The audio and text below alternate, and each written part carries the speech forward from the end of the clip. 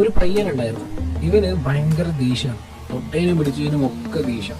അപ്പൊ ഒരു ദിവസം ഇവന്റെ അച്ഛൻ കുറെ ആളുകൾ ഇവന്റെ കയ്യിൽ കൊടുത്തു. എന്നിട്ട് പറഞ്ഞു, നിനക്കിനി എപ്പോഴൊക്കെ ദേഷ്യം വരുന്നുണ്ടോ അപ്പോഴൊക്കെ ഓരോ ആണിയെടുത്ത് അത് നമ്മളുടെ മതിലുമ്മേ അടിച്ചു വെക്കാം. പയ്യൻ പറഞ്ഞു, ഓക്കെ സെറ്റ്. അങ്ങനെ ആദ്യത്തെ ദിവസം തന്നെ അവൻ 37 ആണികളാണ് ആ മതിലും അടിച്ചു വെച്ചത്. എന്തായാലേ, അങ്ങനെ കുറെ ദിവസങ്ങൾ കടന്നുപോയി. പതിയെ പതിയെ അവൻ അവന്റെ ദേഷ്യത്തെ കൺട്രോൾ ചെയ്യാൻ തുടങ്ങി. അങ്ങനെ അടിക്കുന്ന ആണിയുടെ എണ്ണവും കുറയാൻ തുടങ്ങി. കാരണം ആ ആണി അടിക്കുന്നതിനേക്കാൾ എത്രയോ സിമ്പിളാണ് തന്റെ ദേഷ്യം കൺട്രോൾ ചെയ്യുന്നത് എന്ന് അവന് മനസ്സിലായി. അങ്ങനെ അവൻ കംപ്ലീറ്റ്ലി അവന്റെ ദേഷ്യം കൺട്രോൾ ചെയ്യാൻ പറ്റുന്ന ഒരവസ്ഥയിലെത്തി.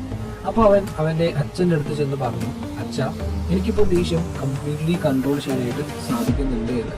അപ്പൊ അച്ഛൻ പറഞ്ഞു, ശരി, എന്നാൽ ഇനി മുതൽ എന്തൊക്കെ നിനക്ക് ദേഷ്യം കൺട്രോൾ ചെയ്യാനായിട്ട് പറ്റുന്നുണ്ടോ അന്നൊക്കെ ഓരോ ആണി പറിച്ചെടുത്തോളൂ. അതായത് അവൻ അടിച്ചു വെച്ച കുറെ ആണികളുണ്ടല്ലോ, അത് ഓരോന്നായിട്ട് പറിക്കാം. അങ്ങനെ കുറെ ദിവസം വീണ്ടും കടന്നുപോയി. ആൻഡ് ഫൈനലി ആ പയ്യൻ അച്ഛൻ്റെ അടുത്ത് വന്ന് പറഞ്ഞു, അച്ഛാ, ഫുൾ ആണിയും പറിച്ചു കഴിഞ്ഞു. അപ്പൊ ഇത് കേട്ടപ്പോ അച്ഛൻ അവനെ വിളിച്ചുകൊണ്ട് ആ മതിലിന്റെ അടുത്തേക്ക് പോയി.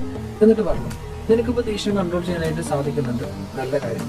എന്നാൽ നീ ഈ മതിലിലേക്ക് നോക്കൂ, നീ കാരണം എത്രങ്ങാനും ഓട്ടകളാണ്, ഹോൾസ് ആണ് ഇതിലുള്ളത്. ഈ മതിലിനി പഴയ മതിലാവില്ല. അതുപോലെ നീ ദേഷ്യത്തിൽ ചെയ്യുന്ന കാര്യങ്ങൾ, പറയുന്ന കാര്യങ്ങൾ മറ്റുള്ളവരുടെ ഉള്ളിലും ഇതുപോലെ പാടുകൾ ഉണ്ടാക്കും. അത് എത്ര സോറി പറഞ്ഞാലും ശരി, ആ മുറിവ് അവിടെ തന്നെ ഉണ്ടാവും. ഫിസിക്കലി മുറിവേൽപ്പിക്കുന്ന പോലെ തന്നെയാണ് വെർബലി നമ്മൾ മുറിവേൽപ്പിക്കുന്നത്.